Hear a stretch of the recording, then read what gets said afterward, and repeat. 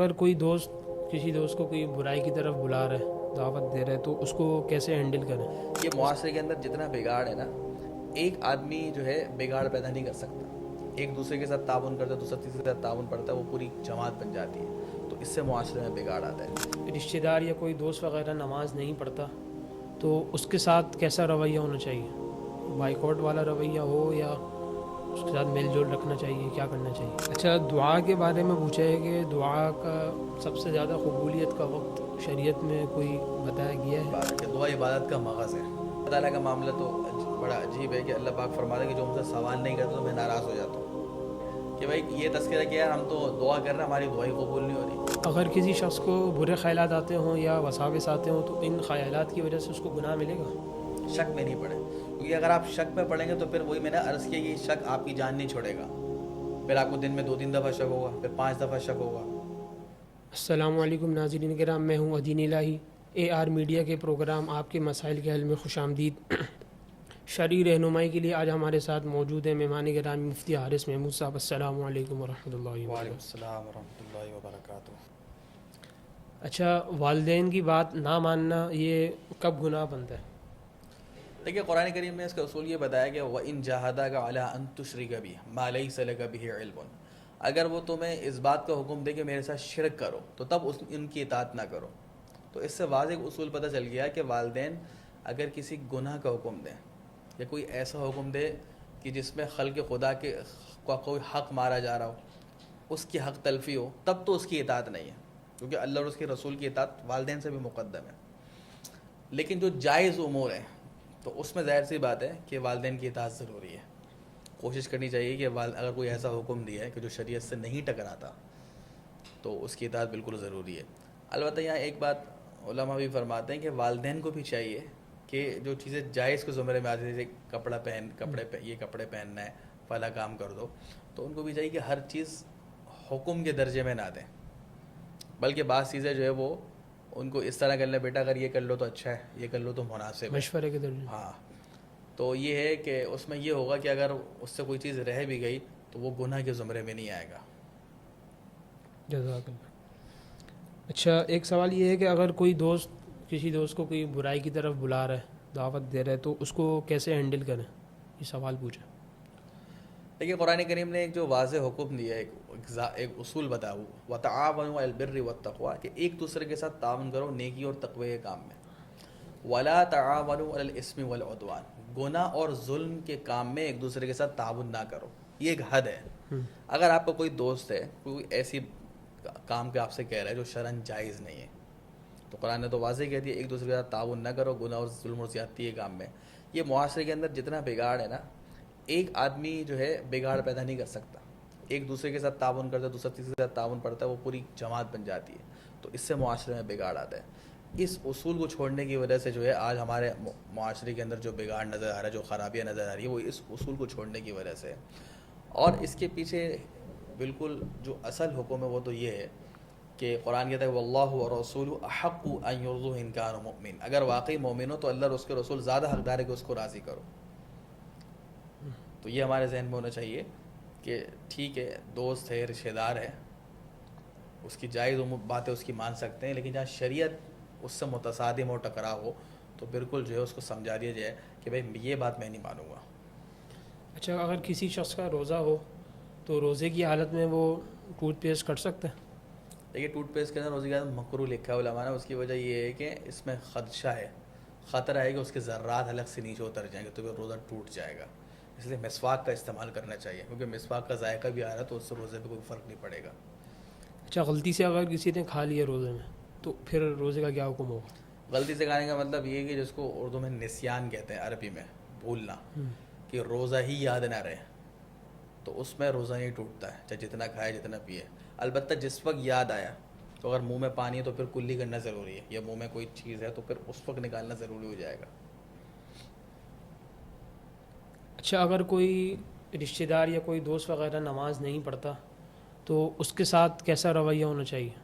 Boycott والا رویہ ہو یا اس کے ساتھ میل جول رکھنا چاہیے؟ کیا کرنا چاہیے؟ دیکھیں، یہ تو اصل یہ ہے کہ اگر وہ نماز نہیں پڑھ رہا اور آپ کا دوست ہے تو یہ اس کے اوپر ہے کہ اگر آپ یہ سمجھتے ہیں کہ بھائی اس کے ساتھ رہیں، اس کو سمجھاتے رہیں، اس کو ترغیب دیتے رہیں، فضائل سنائیں، وعیدیں سنائیں، اس میں زیادہ فائدہ ہے تو ٹھیک ہے، اس کے سے علیحدہ نہ ہوں، اس کے ساتھ رہیں، اس کو ترغیب دیتے رہیں. لیکن اگر آپ کو لگتا ہے کہ میرے ناراض ہونے سے اس کو فائدہ ہوگا، جیسے صحابہ کرام میں بھی اس کی مثالیں ملتی ہیں کہ وہ اپنے بیٹے سے بھی ناراض ہو جاتے تھے، اپنے بھائی سے بھی ناراض ہو جاتے تھے کسی شریعت کے معاملے پر، اور کئی دنوں سے ناراض رہتے تھے. تو علماء نے یہ لکھا کہ اگر آپ کو لگتا ہے بھائی فائدہ ہوگا تو پھر ناراض بھی ہو سکتے ہیں. اصل یہ کہ اس کی اصلاح مقصود ہو. اچھا، دعا کے بارے میں پوچھا ہے کہ دعا کا سب سے زیادہ قبولیت کا وقت شریعت میں کوئی بتایا گیا ہے؟ دیکھیں یہ بہت اہم بات ہے کہ دعا کرنا، اور دعا و مخ العبادت، کہ دعا عبادت کا مغز ہے. اور من لم یسأل اللہ یغضب علیہ، اللہ تعالیٰ کا معاملہ تو بڑا عجیب ہے کہ اللہ پاک فرماتا ہے کہ جو مجھ سے سوال نہیں کرتے تو میں ناراض ہو جاتا ہوں. اور لوگوں سے اگر آدمی قرض مانگنا شروع کر دے، کچھ لین دین کا معاملہ شروع کر دے تو وہ سوال کے اوپر ناراض ہو جاتے ہیں. تو اصل تو یہ ہے کہ جس وقت بھی اگر دعا کی جائے بشرط یہ کہ 3-4 چیزوں کا خیال ہو. ایک جو حدیث میں فرمایا کہ بھائی کہ جس کا کھانا پینا حرام ہے، وَمَطْعَمُهُ حَرَامٌ وَمَلْبَسُهُ حَرَامٌ فَأَنَّىٰ يُسْتَجَابُ، تو کہاں سے دعا قبول ہوگی؟ تو علماء نے یہ شرائط لکھی ہیں کہ دعا کی قبولیت کے لیے پہلی بنیادی شرط یہ ہے کہ آپ کا ذریعہ آمدنی حلال ہو، حلال لقمہ پیٹ میں جائے، حلال جائز لباس جو ہے جسم کے اوپر ہو، تو تب دعائیں قبول ہوتی ہیں. دوسری جو اہم بات ہے، حدیث میں فرمایا کہ اللہ پاک غافل آدمی کی دعا قبول نہیں کرتے. آپ دعا کے الفاظ بھی پڑھ لیں، مانگ رہے ہیں، لیکن آپ کی ذہنی کہیں حاضر نہیں، آپ کو یہ نہیں پتہ ہے کیا مانگ رہے ہیں، تو ظاہر سی بات ہے کہ وہ دعا کیسے قبول ہوگی. تو توجہ کے ساتھ جو ہے وہ دعا مانگنی چاہیے. تیسری جو شرط ہے وہ یہ کہ جلد بازی نہ کرے. اور حدیث میں فرمایا کہ جلد بازی یہ ہے کہ بھائی یہ تذکرہ کہ یار ہم تو دعا کر رہے ہیں، ہماری دعائی قبول نہیں ہو رہی. علماء نے فرمایا کہ بھائی قبولیت جو ہے اس کے 3 طریقے ہیں. ایک تو یہ کہ بسا اوقات آپ جو دعا مانگتے وہی مل جاتی ہے، بسا اوقات یہ ہے کہ کوئی مصیبت ٹل جاتی ہے، اور تیسری یہ کہ اللہ پاک اس کو آخرت کے لیے ذخیرہ کر لیتے ہیں، اس کا اجر آخرت میں ملے گا. تو ان 3-4 چیزوں کی رعایت ہو تو پھر تو ہر دعائیں قبول ہوگی. ہاں یہ بات ہے کہ بعض خصوصی اوقات احادیث میں بیان کیے گئے، جیسے کہ فرض نماز کے بعد فرمایا کہ دعا قبول ہوتی ہے. اسی طریقے اذان اور اقامت کے درمیان دعا قبول ہوتی ہے. آدمی بیمار ہو، سفر میں ہو تو اس وقت دعائیں قبول ہوتی ہیں. خاص تہجد کے وقت دعائیں قبول ہوتی ہیں. اللہ تعالیٰ جو ہے روایات میں کہ اللہ پاک جو ہے آسمان دنیا پر نزول فرماتے رات کے آخری پہر میں، آخری تہائی میں اپنی شان کے مطابق، اور اللہ تعالیٰ کی طرف سے یہ صدائیں ہوتی ہیں کہ کوئی ہے مغفرت طلب کرنے والے اس کی مغفرت کرو، کوئی ہے رزق طلب کرنے والے اس کو رزق عطا کرو. جی. اگر کسی شخص کو برے خیالات آتے ہوں یا وساوس آتے ہوں تو ان خیالات کی وجہ سے اس کو گناہ ملے گا؟ دیکھیں جو غیر اختیاری وساوس ہیں تو ان پہ تو گناہ نہیں ہے، اور ان پر کوئی پکڑ بھی نہیں ہے. لا یکلف اللہ نفسا الا وسعها. قرآن نے ایک ضابطہ بیان کر دیا کہ اللہ پاک کسی کو مکلف نہیں بناتے مگر اس کی وسعت اور طاقت کے بقدر. تو ظاہر سی بات ہے غیر اختیاری وساوس انسان کے اختیار میں نہیں ہے، لیکن اس کو اپنے اوپر سوار کر لینا یہ ایک بیماری ہے. اللہ تعالیٰ سب کی حفاظت فرمائے. تو علماء یہی فرماتے ہیں کہ ایک بات تو یہ کہ اپنے آپ کا بھی مصروف رکھے.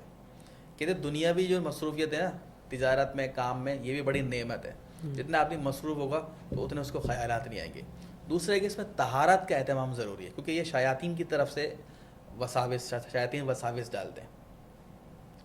تو طہارت کا جتنا اہتمام ہو، کوشش کرے باوضو رہے، جنابت کی حالت میں ہو تو فوراً غسل کرے، ٹھیک ہے. تو اور گھر میں بھی صفائی ستھرائی رکھے. جو جتنا طہارت کا اہتمام ہوگا اتنا یہ اثرات بھی نہیں ہوتے انسان کے اوپر، اور جو ہے وساوس کا بھی وہ شکار نہیں ہوتا. اچھا، ایک سوال یہ کیا ہے کہ کسی شخص کو وضو کے بعد کبھی کبھار شک ہوتا ہے کہ وضو ٹوٹا ہے یا نہیں، تو پھر وہ کیا کرے؟ وضو کرے یا وہ یقین کر لے؟ دیکھیے ایک اصول بیان کر دیا فقہا نے کہ بھائی الیقین لا یزول بالشک، کہ یقینی جو کیفیت ہے وہ شک سے ختم نہیں ہوتی. تو اگر آپ کو یہ یقین ہے کہ بھائی مجھے تو وضو کیا تھا مثال طور پر 1 گھنٹے پہلے، یہ یقین ہے وضو کیا تھا، یاد ہے، اب شک ہو رہا ہے کہ وضو ہے یا نہیں، تو وضو ہے، شک میں نہیں پڑے. کیونکہ اگر آپ شک پہ پڑیں گے تو پھر وہی میں نے عرض کیا کہ یہ شک آپ کی جان نہیں چھوڑے گا. پھر آپ کو دن میں 2-3 دفعہ شک ہوگا، پھر 5 دفعہ شک ہوگا. ہاں البتہ یہ کہ آپ کو یہ یقین ہے کہ بھائی میں بیت الخلاء کیا تھا، لیکن اس کے بعد یہ اس میں شک ہے کہ وضو ہے یا نہیں، تو اب وضو نہیں ہے. اچھا، ایک سوال یہ پوچھا ہے کہ واٹس ایپ اسٹیٹس پر قرآن کی آیات لگانا یا نعت وغیرہ لگانا یہ جائز ہے؟ لگا سکتے ہیں، اس میں کوئی ایسی حرج کی بات نہیں. اچھا، ایک سوال یہ بہت اہم ہے کہ بعض اوقات اسکولس میں یا جہاں پہ انسان مجبوراً بیٹھا ہوا ہوتا ہے وہاں پہ میوزک وغیرہ چل رہی ہوتی، تو اب اس انسان کو بھی گناہ ملے گا؟ جی بالکل، قرآن کریم میں اس کا حکم وہ ہے. سننا نہیں چاہ رہا اس چیز کو. ہاں، اصل میں دیکھیں مسئلہ یہ ہے کہ اگر آپ کہیں ایسی جگہ بیٹھے ہوئے ہیں کہ اس مجلس کے اندر کوئی غیر شرعی کام شروع ہو گیا ہے، وَإِذَا رَأَيْتَ الَّذِينَ يَخُوضُونَ فِي آيَاتِنَا فَأَعْرِضْ عَنْهُمْ، قرآن نے مثال دی کہ اگر ایسی مجلس ہے جس میں اللہ کی آیات کا مذاق اڑایا جا رہا ہے تو وہاں سے اٹھ جاؤ. تو اگر اس کے اختیار میں ہے، ہاں البتہ بعض صورت ایسی کہ وہاں جیسے مثال کے طور پر بس میں سفر کر رہا ہے، وہاں گانے وغیرہ چل رہے ہیں تو اس کو سمجھا دیا جائے ڈرائیور سے. اگر وہ پھر بھی نہیں مان رہا تو پھر انشاءاللہ چونکہ یہ آپ کی طاقت اور وسعت سے ہی باہر چیز ہے تو پھر انشاءاللہ آپ کو گناہ نہیں ملے گا. لیکن ایسی مجلس میں آپ کو اٹھ کے جانا ممکن ہے آپ کے لیے، تو پھر تو ظاہر سی بات ہے کہ اگر وہ نہیں روک رہے تو آپ کو اٹھ کے جانے کا ہی حکم ہے.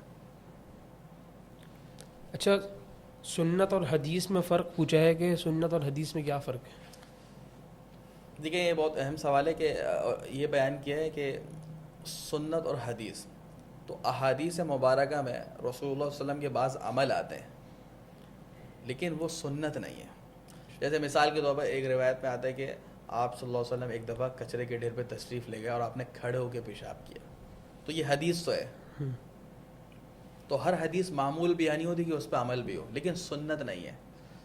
اس لیے عائشہ رضی اللہ عنہ جو فرماتی ہیں کہ اللہ کے رسول علیہ الصلوۃ والسلام جو کھڑے ہو کے پیشاب نہیں کرتے تھے، بیٹھ کے پیشاب کرتے تھے. تو سنت یہ ہے کہ جو اللہ کے رسول علیہ السلام کا معمول ہے، جو عادت ہے، وہ سنت ہے. اور اسی وجہ سے حدیث میں فرمایا کہ علیکم بسنتی، تم پر لازم ہے کہ میری سنت کو لازم پکڑو. اسی طریقے سے ایک دفعہ حضرت علی رضی اللہ عنہ نے کھڑے ہو کے پانی پیا اور انہوں نے کہا کہ بھئی اللہ کے رسول علیہ السلام نے اسی طرح پیا تھا. لیکن آپ یہ نہیں کہیں کہ بھئی آپ بھی کھڑے ہو کے پانی پیو، کیونکہ یہ ثابت تو ہے حدیث سے لیکن سنت نہیں ہے. عادت کیا تھی؟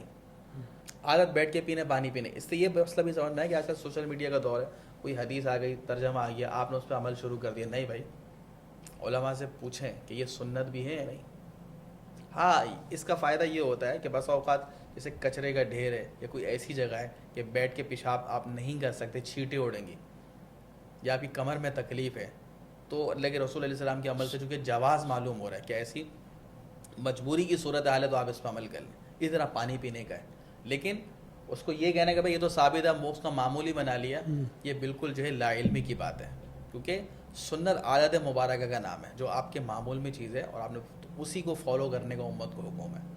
جہاں بیٹھنے کا موقع وہاں بیٹھ کے پینا چاہیے پانی. جی بالکل. جزاک اللہ مفتی صاحب، وقت دینے کا شکریہ. اللہ تعالی ہم سب کو مسائل سمجھ کر اس پر عمل کرنے کی توفیق عطا فرمائے. السلام علیکم ورحمۃ اللہ وبرکاتہ.